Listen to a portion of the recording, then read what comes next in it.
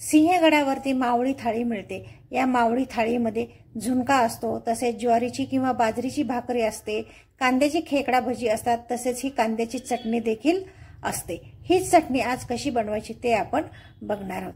त्यासाठी इथे मी मीडियम साईजचे 2 कांदे बारीक चिरून घेतलेले आहेत। यामध्ये आता घालायचे चवीनुसार मीठ। ही चटणी जरा झणझणीत असते, त्यामुळे आता यामध्ये 1 चमचा लाल तिखट व 1 चमचा काश्मीरी मिरची पावडर घालायची। आता हे सर्व व्यवस्थित मिक्स करून घ्यायचे। जेवायला बसायच्या अगोदरच ही चटणी करून घ्यायची।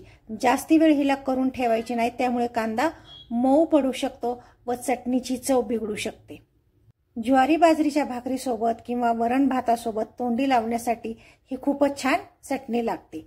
रोज असा कच्चा कांदा खाल्ल्यामुळे आपल्या शरीरातील कोलेस्ट्रॉल कमी होऊन रक्त पातळ होण्यास मदत होते व हृदयाचे कार्य व्यवस्थित चालते।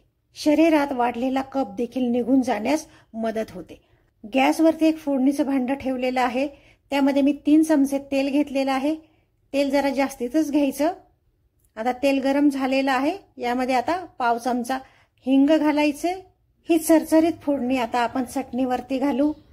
अशी चरचरीत फोडणी चटणीवरती बसली की चटणीचा स्वाद आणखीनच जास्ती चांगला लागतो। आता हे व्यवस्थित मिक्स करून घेऊ। खमंग झणझणीत अशी चटणी आपली तयार झालेली आहे। व्हिडिओ आवडला तर नक्की लाईक करा। पुन्हा भेटू अशाच नवीन रेसिपीसह। तोपर्यंत धन्यवाद।